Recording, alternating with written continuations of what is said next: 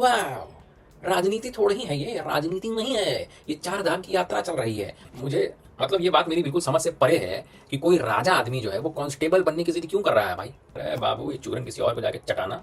तुम्हारी तैयारी यही थी कि एक ही बार में बड़ा टिकट कंफर्म कराएंगे, इसलिए तुमने छोटे मोटे टिकट कंफर्म नहीं कराए, समझे? क्योंकि स्क्रिप्ट कोई और लिख रहा है और जो उसे चाहिए वैसा लिख रहा है। जनता को क्या चाहिए उसका उससे कोई लेना देना नहीं है।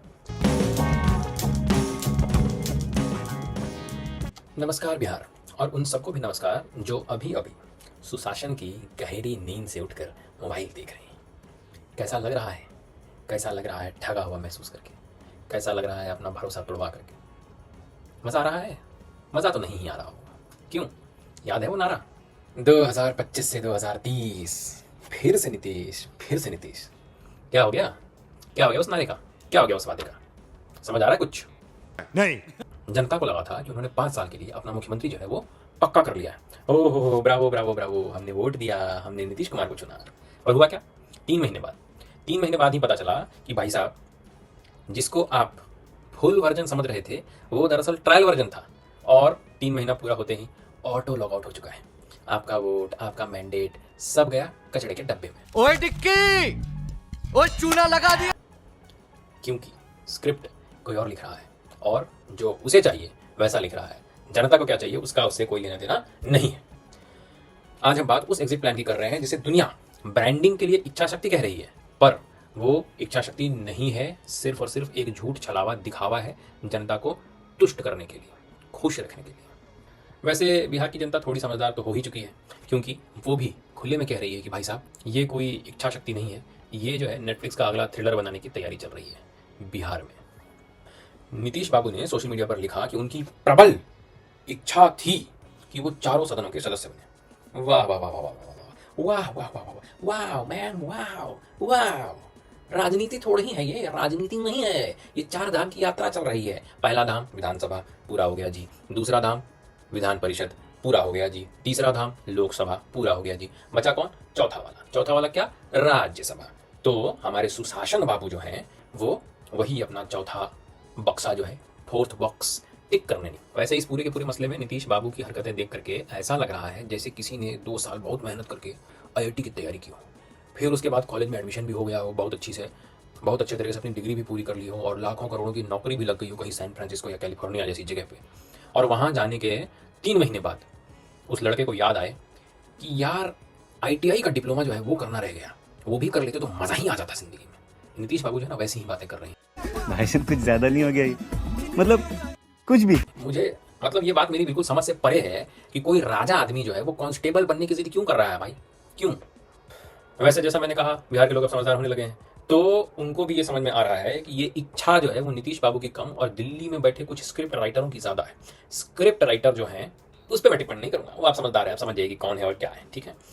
पर जिस तरीके की भाषा का इस्तेमाल करके नीतीश कुमार ने अपने ट्वीट में अपने फैसले के बारे में लोगों को बताया, उससे तो ऐसा ही लगता है कि वो पूरी की पूरी स्क्रिप्ट जो है वो दिल्ली में कहीं बैठकर लिखी गई थी और पटना में उसकी सिर्फ और सिर्फ पब्लिक रीडिंग की गई थी। और इसी मोड़ पर कहानी में एंट्री होती है निशांत की। निशांत कौन? निशांत वही नीतीश कुमार के बेटे जो गला फाड़ फाड़ कर कहते हुए दिखते थे कि मैंने कभी अपने रेल मंत्री पिता को रेलवे की टिकट, ट्रेन की टिकट कंफर्म कराने के लिए फोन नहीं। अरे बाबू, ये चूरन किसी और को जाके चटाना। तुम्हारी तैयारी यही थी कि एक ही बार में बड़ा टिकट कंफर्म कराएंगे, इसलिए तुमने छोटे मोटे टिकट कंफर्म नहीं कराए, समझे? जनता भी इतनी समझदार हो गई है, उसको ये सारी बातें समझ में आने लगी, ठीक है। और वैसे भी समय बड़ा बलवान होता है दोस्त। समय ने तुम्हारा असली चेहरा और असली रंग जो है वो जनता के सामने ला करके रख दिया है। आज वही बेटा जो ट्रेन की टिकट कंफर्म कराने के लिए अपने पिताजी को फोन नहीं करता था, अपने रेलवे मिनिस्टर पिताजी को फोन नहीं करता था, वो बेटा आज सीधे डिप्टी CM की वेटिंग लिस्ट से डायरेक्ट कंफर्म टिकट पा रहा है। वाह रे वाह वाह वाह वाह, क्या उसूल हैं, क्या सिद्धांत है तेरे, वाह। ये देखकर और भी मजा आ रहा है कि वही नीतीश जी जिन्होंने दशकों तक लालू परिवार को परिवारवाद के नाम पर धोया, लताड़ा, गरियाया, वो खुद अब परिवारवाद कर रहे हैं। पर हो सकता है कि उनका भी मन कर रहा हो कुछ नया एक्सपेरिमेंट करने का। उन्हें लग रहा हो कि JP के सिद्धांत जो है वो पुराने हो चुके हैं और अब जो है बेटे के अरमान पूरे करना ज़्यादा जरूरी है।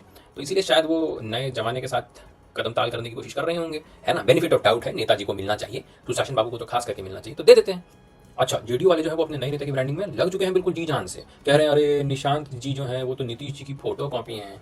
देखो भैया, ऐसा है, फोटो कॉपी तुम कह रहे हो, अच्छी बात है, ठीक है, तुम भी खुश रहो, हम भी खुश रहें। बस ये देख लेना कि ये पलटी मारने वाला जो सॉफ्टवेयर है पिताजी के अंदर, वो कहीं इस फोटोकॉपी में इंस्टॉल ना हो गया हो, नहीं तो आने वाले समय में बड़ी दिक्कत होगी। कैसी अपमानजनक बातें कर रहा है लड़का ये। अच्छा, अब असली सवाल है कि जो कुर्सी खाली हुई है इस पर बैठेगा कौन? बीजेपी में माहौल ऐसे बन रहा है जैसे केबीसी का जैकपॉट क्वेश्चन चल रहा हो। सब लगे पड़े हैं कि हम सही जवाब देंगे, हम सही जवाब देंगे, हम फर्स्ट, हम फर्स्ट, हम फर्स्ट। चल चल चल चल चल। हम फर्स्ट, हम फर्स्ट, हम फर्स्ट। गाड़ी चला, गाड़ी चला। और जो नाम सबसे ज्यादा उभर कर सामने आ रहा है वो आ रहा है सम्राट चौधरी का।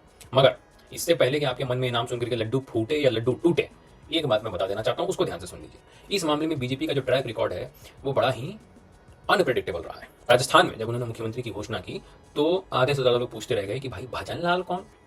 ठीक इसी तरह हरियाणा में जब खट्टर जी का नाम सामने आया तो भी लोग सख्ते में चले गए कि खट्टर ये कब हुआ और ये कैसे हुआ।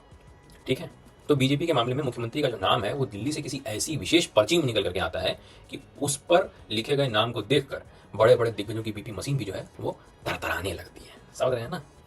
तो हो सकता है कि इस मामले में भी कल को कोई ऐसा नाम ही निकल कर सामने आ जाए जिसे खुद उसका नाम आने के बाद पता चले कि अरे मैं सीएम बन गया, वाह वाह वाह वाह। उधर दूसरी तरफ तेजस्वी यादव जो है वो अपना लगे हुए हैं बढ़िया नॉन वेज बनाने में, और इधर बीजेपी वाले जो है वो मुरेठा खोलकर शपथ लेने की प्रैक्टिस कर रहे हैं। सब अपने अपने घरों में सब लगे पड़े हैं, क्योंकि किसी को नहीं पता कि पर्चे में नाम किसका निकल करके आएगा, है ना? हो सकता है जलेबी भाई का भी निकल करके आ जाए। अच्छा, और नीतीश जी जो है वो धीरे धीरे दिल्ली दरबार के मार्गदर्शक मंडल की ओर प्रस्थान कर रहे हैं। पर मैं एक छोटी सी बात पूछना चाहता हूँ, खास करके बिहार की जनता से, कि आपको इस पूरे मसले से क्या मिला? वही बेरोजगारी, वही सबसे कम प्रति व्यक्ति वाली आय, और एक ऐसा जनादेश जिसका अपमान ऐसे सलीके से किया गया है कि उस चाटे की गूंज जो है वो भी नहीं सुनाई दे रही है। बताइए जरा, मतलब बताइए जरा, सोच करके देखिए कि दूल्हा बनाया गया नीतीश कुमार को, घोड़ी पर भी उन्हें ही चढ़ाया गया। जब बारात दरवाजे पे लगी तो दूल्हा नीतीश कुमार थे, पर फेरे जो है वो किसी और ने लिए।